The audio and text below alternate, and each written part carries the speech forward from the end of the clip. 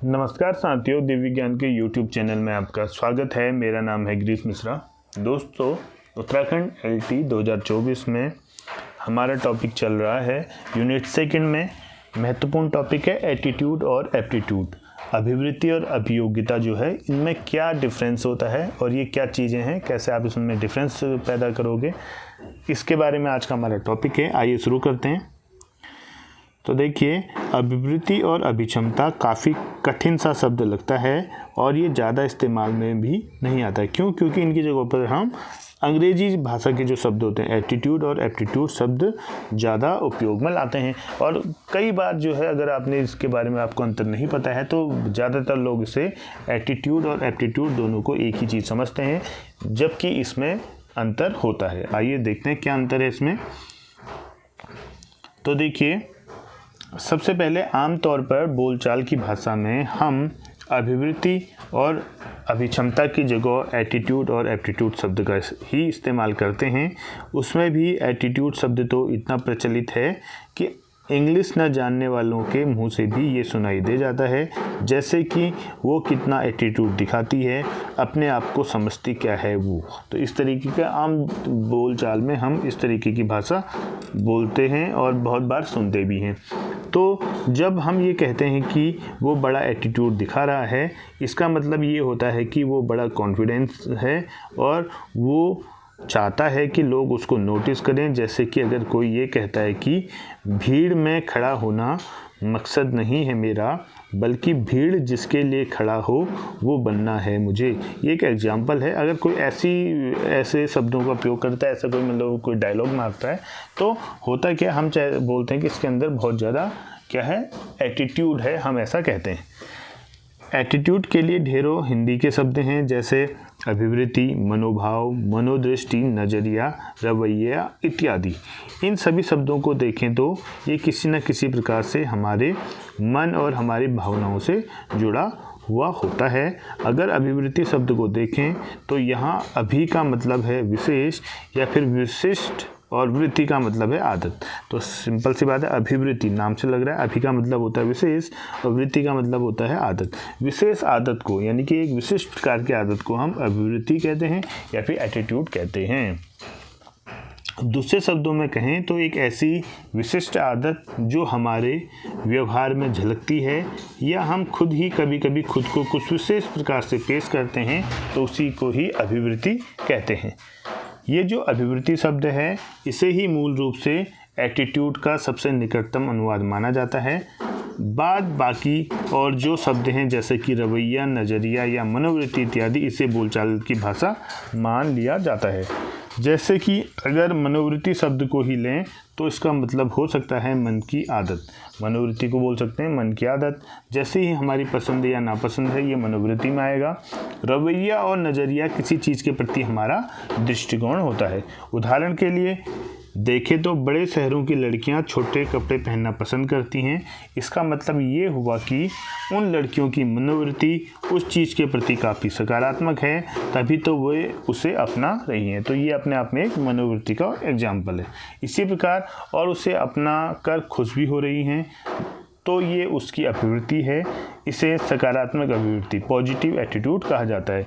इसी प्रकार छोटी छोटी चीज़ों में खुशियाँ ढूंढना, अपने व्यवहार से दूसरों को हमेशा खुश रखना, अपना काम समय पर ख़त्म करना, दृढ़ निश्चय होकर अपना काम करना इत्यादि, इस तरह की जितनी भी चीज़ें हैं उसे सकारात्मक अभिवृत्ति कहा जाता है।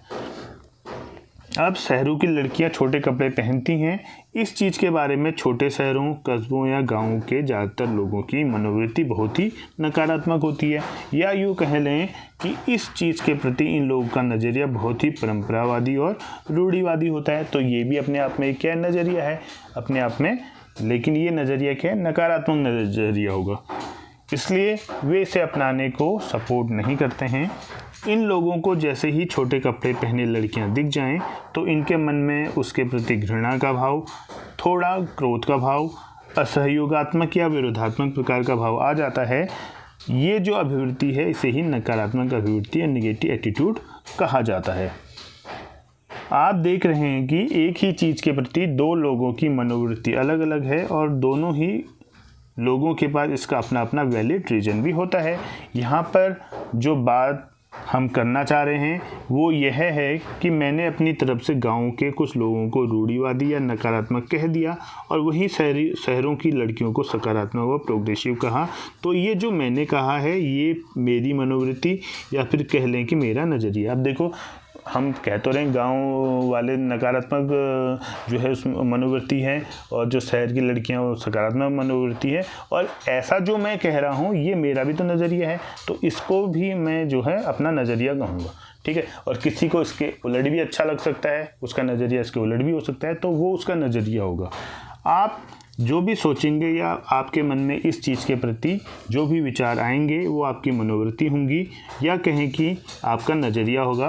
अब अगर मुझे फ़र्क नहीं पड़ता है, चाहे शहर की लड़कियां छोटे कपड़े पहने या गांव के लोग उसे पसंद ना करें, जो भी जैसा भी है मुझे उससे कोई आपत्ति नहीं है, तो इसे तटस्थ अभिवृत्ति कहते हैं या फिर न्यूट्रल एटीट्यूड कहा जाता है। अब ऐसा भी हो सकता है जैसे कोई चीज़ आपको अच्छी लग रही है, कोई आपको ख़राब लग रही है, तो उससे आपको प्रभावित आप हो रहे हैं, तो जिससे कि आपका भी कुछ नज़रिया बन रहा है। लेकिन एक नज़रिया ये भी हो सकता है कि गांव के लोग कुछ भी करें, शहर के लोग कुछ भी करें, तो इससे मुझे कोई भी फ़र्क नहीं पड़ रहा है, तो मैं इसके लिए न्यूट्रल हूँ।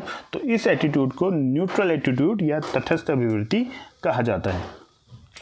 इसी प्रकार अगर कोई ये कहता है कि देखना एक दिन सब कुछ ठीक हो जाएगा, तो इसे आशावादी अभिवृत्ति कहा जाता है। और अगर किसी के कोई जो है हर कंडीशन को कहेगा कि आने वाले समय में सब ठीक हो जाएगा, तो उसके लिए भी एक एटीट्यूड होता है, उसे हम ऑप्टिमिस्टिक एटीट्यूड कहते हैं, आशावादी अभिवृत्ति कहते हैं। इसके ज़रिए जो है व्यक्ति ये बताने की कोशिश कर रहा है कि जो नकारात्मकता नहीं है, कोई भी अगर कोई गलत चीज़ भी हो रही है तो आने वाले समय में वो जो है सही हो जाएगी। ऐसी अगर मनोवृत्ति किसी की है तो उसे आशावादी मनोवृत्ति या आशावादी अभिवृत्ति कहा जाता है। आप जो भी सोचेंगे या आपके मन में इस चीज़ के प्रति जो भी विचार आएंगे वो आपकी मनोवृत्ति होंगी या कह लें कि आपका नज़रिया होगा। अब अगर मुझे फ़र्क नहीं पड़ता, चाहे शहर की लड़कियां, तो इसके बारे में हमने बात कर ली है। इस प्रकार हम कह सकते हैं कि किसी चीज़ के बारे में सोचने या महसूस करने का एक ऐसा सुलझा हुआ तरीका जो किसी खास विचार या भाव की तरफ झुका होता है, उसे अभिवृत्ति या एटीट्यूड कहते हैं। तो जितना अभी तुमने पूरी बात की है, तो उसका जो है सटीक अगर अब बोलें कि अभिवृत्ति या एटीट्यूड क्या है, तो अगर हम एक परिभाषा उसकी बोलें तो उसके वो क्या हो सकती है कि किसी चीज़ के बारे में सोचने या महसूस करने का एक ऐसा सुलझा हुआ तरीका जो किसी खास विचार या भाव की तरफ झुका होता है, वही अभिवृत्ति या एटीट्यूड कहलाता है। तो इस लाइन को अभी तक जो है आप याद कर लीजिए या फिर अपने दिमाग में रख लीजिए कि किसी भी चीज़ के बारे में सोचने या महसूस करने का एक ऐसा सुलझा हुआ तरीका जो किसी खास विचार या भाव की तरफ झुका होता है, उसी को अभिवृत्ति या एटीट्यूड कहते हैं। दूसरा टॉपिक है इसमें अभिक्षमता। अभिक्षमता क्या है? एप्टीट्यूड शब्द का इस्तेमाल ज़्यादातर हमें प्रतियोगी परीक्षाओं कॉम्पिटिटिव एग्ज़ाम के सिलेबस में मिलता है, जैसे कि सिविल सर्विस के एग्ज़ाम में एप्टीट्यूड टेस्ट देना होता है। इसी प्रकार से आप LT की तैयारी कर रहे हैं, आप CTET की तैयारी कर रहे हैं, या फिर कोई भी आप जो है टीचिंग एग्ज़ाम की तैयारी कर रहे हैं, तो टीचिंग एप्टीट्यूड आपको पढ़ना होता है। इसी प्रकार से मैनेजमेंट के एग्ज़ाम, बैंक के एग्ज़ाम आदि में भी एप्टीट्यूड टेस्ट होता है। एप्टीट्यूड शब्द के लिए देखें तो ढेरों हिंदी के शब्द चलन में हैं, जैसे कि अभिरुचि, अभियोगिता, अभिक्षमता इत्यादि, क्योंकि ये शब्द उस ओर इंगित करता है कि एक विशेष क्षेत्र में आपकी जो है क्षमता क्या है, वो अपने आप में अभिक्षमता के अंतर्गत आता है। कोई जैसे टीचिंग में आपकी विशेष अभिक्षमता है, खेल में आपकी अभिक्षमता है, आपकी क्लरिकल में अभिक्षमता है, तो उस ओर ये डायरेक्शन की ओर ले जाता है। अब इन शब्दों को का पोस्टमार्टम करें तो अभिरुचि शब्द का मतलब होगा एक विशेष या विशेष प्रकार की रुचि, अभियोगिता शब्द का मतलब होगा एक विशेष या विशिष्ट योग्यता, और अभिक्षमता शब्द का अर्थ होता है एक विशेष या विशिष्ट प्रकार की क्षमता। अब आप खुद ही देखिए, जहाँ अभिवृत्ति एक विशेष प्रकार की आदत या मनोभाव है, वहीं अभियोगिता एक विशेष प्रकार की योग्यता है। यानी कि दूसरे शब्दों में कहें तो अभिवृत्ति जहाँ विचार या भाव के रूप में प्रकट होता है, वहीं अभियोगिता कार्य रूप में प्रकट होता है। तो कहने का मतलब है जो अभिवृत्ति है ये आपके मन की एक दशा है, जबकि अभिक्षमता अपने आप में क्या है, एक आपकी योग्यता है जिसे आप जो है कार्य रूप में परिणत कर सकते हैं।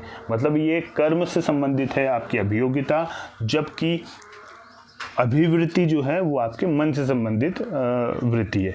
इसे इस प्रकार से भी कह सकते हैं कि जब हम अपने अभिवृत्ति को अपने कार्य में उतार देते हैं तो वो अभिक्षमता या अभियोगिता बन जाती है। यानी कि अभिवृत्ति अपने आप में विचार है और अभियोगिता अपने आप में कर्म है। अगर आप किसी विचार को अपने कर्म में परिणित कर लेते हैं तो वो अभियोगिता बन जाती है।